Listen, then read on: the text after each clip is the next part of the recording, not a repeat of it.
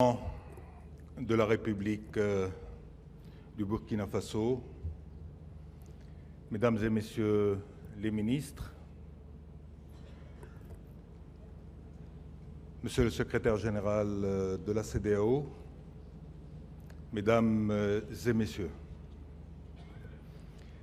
je voudrais tout d'abord, naturellement, souhaiter la bienvenue à Son Excellence le Président de la République et lui dire combien le Maroc et ce forum sont honorés de votre présence et de votre participation à ce forum.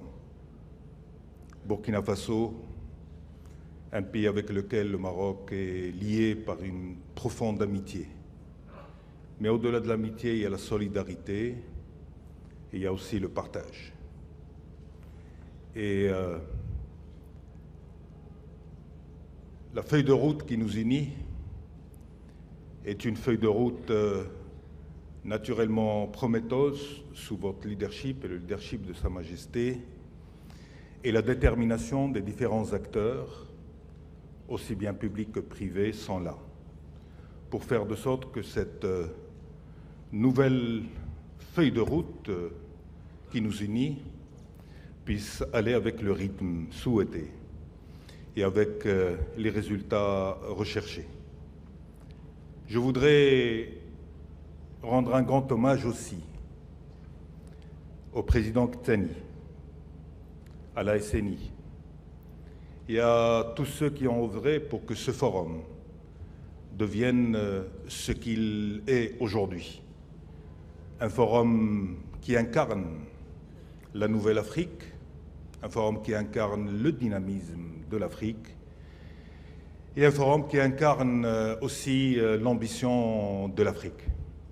Merci Ktani, merci à toutes et à tous et à toutes qui ont œuvré pour que ce forum puisse atteindre la brillance qui est la sienne aujourd'hui. Je voudrais qu'ensemble on applaudisse tous nos invités des 30 pays.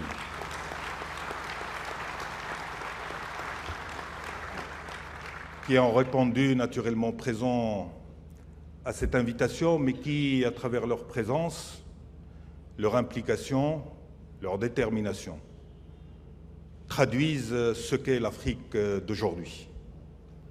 L'Afrique du XXe siècle, ou la page de l'Afrique du XXe siècle est en train d'être tournée. L'Afrique des idéologies est en train d'être tournée. C'est l'Afrique de l'ambition, l'Afrique du pragmatisme, l'Afrique de la détermination, l'Afrique qui regarde vers l'avenir qui est en train de s'imposer aujourd'hui. Et c'est cette Afrique que nous aimons.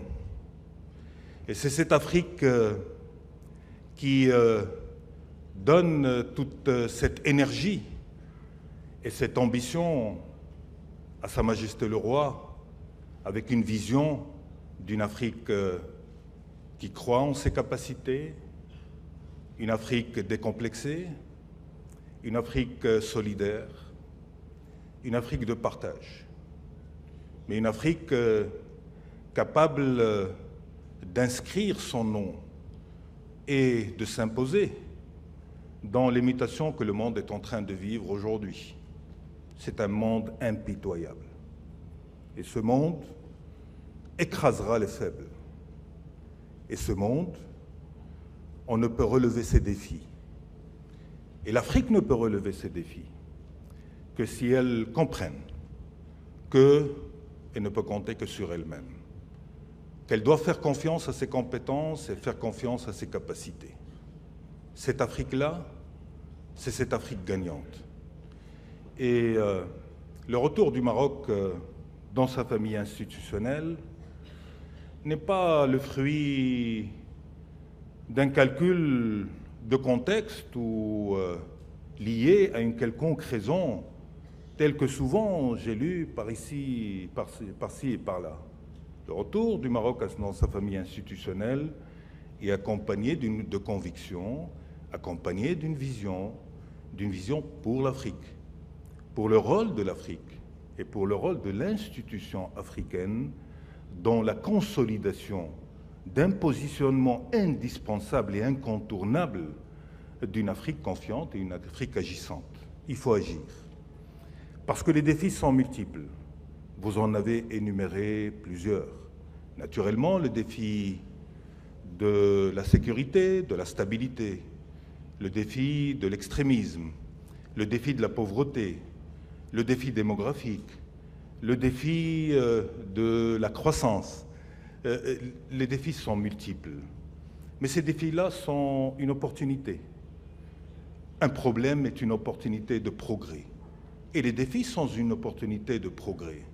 Et ces défis-là, ce que nous ressentons, nous qui,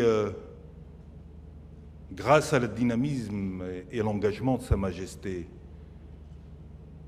nous visitons plusieurs pays, nous rencontrons plusieurs leaders, nous rencontrons les élites économiques, nous partageons des moments avec les populations. Et je peux vous assurer que l'Afrique est d'une richesse considérable. Les élites sont des élites qui ont une vision. Les leaders sont déterminés. Il y a une réelle volonté politique de faire progresser l'Afrique, de faire face aux difficultés et aux défis. Et ça, c'est beau. Cette richesse-là, que ce continent vit et génère, c'est cette richesse-là qui doit être le moteur de cette Afrique renouvelée. Juste après l'intégration ou le retour au sein de l'institution africaine, dans laquelle le Maroc apportera naturellement toute son énergie, toutes ses convictions. Et quand je parle du Maroc, c'est naturellement le leadership de Sa Majesté, mais c'est aussi le gouvernement, la classe politique, les élus, les opérateurs économiques. C'est tout ce Maroc-là qui s'impliquera et s'intégrera et apportera son énergie pour cette Afrique-là. J'ai dit que juste après le retour au sein de l'institution africaine, nous sommes passés à une deuxième conviction. Et cette deuxième conviction, c'est que cette Afrique que nous voulons, et cette Afrique telle que nous la voyons, et telle que nous la projetons et telle que nous la concevons, ne peut avancer dans les défis qui sont les siens que si les espaces régionaux s'intègrent et se consolident. Il faut que les espaces régionaux jouent leur rôle d'intégration économique, mais aussi d'intégration humaine. C'est ce qui permettra à l'intégration globale recherchée au niveau de l'Afrique d'être réalisée. Et c'est ce qui explique également, naturellement, la demande d'adhésion du Maroc à la CEDEAO.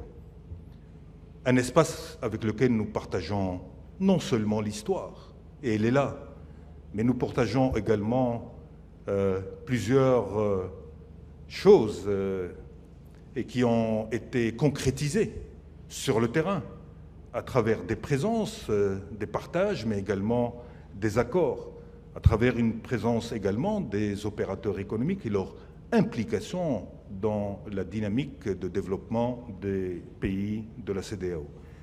Donc l'intégration au sein de la CEDEAO vient de cette vision, de cette conviction.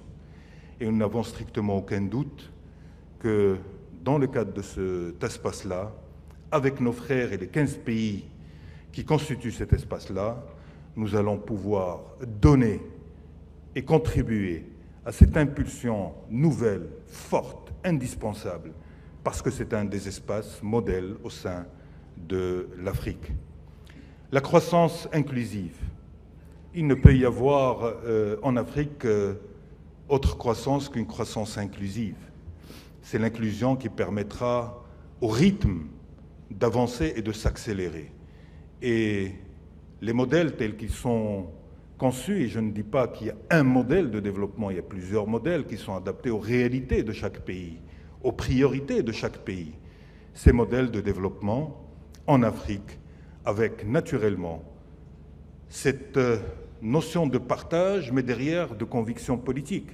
C'est la conviction politique qui fait que c'est les partages d'expériences, d'expertise, l'ouverture, les possibilités également et les opportunités qui sont offertes à travers ces espaces-là puissent se réaliser. Et donc, c'est cette Afrique-là qui est en marche, c'est cette Afrique-là qui est en train d'inscrire également sa marque dans l'histoire moderne. L'Afrique vit un tournant, c'est un tournant important. Je n'ai personnellement aucun doute. Africain convaincu que je suis et vivant l'Afrique depuis plus de 25 ans, je peux vous assurer que cette Afrique-là sera une Afrique gagnante. Parce que toutes les conditions sont réunies pour que cette Afrique soit gagnante. Il y a la volonté politique, elle est fondamentale. Il y a la vision, et elle se construit avec détermination. Il y a des acteurs qui sont en train de transformer les réalités. Il y a uniquement une chose sur laquelle nous devons avancer avec force, c'est de croire en nous-mêmes, c'est de croire en notre capacité à faire avancer notre histoire et à faire changer nos réalités. C'est ça qui marquera l'élément de rupture ou de mutation profonde que cette Afrique va vivre. Merci à toutes et à tous.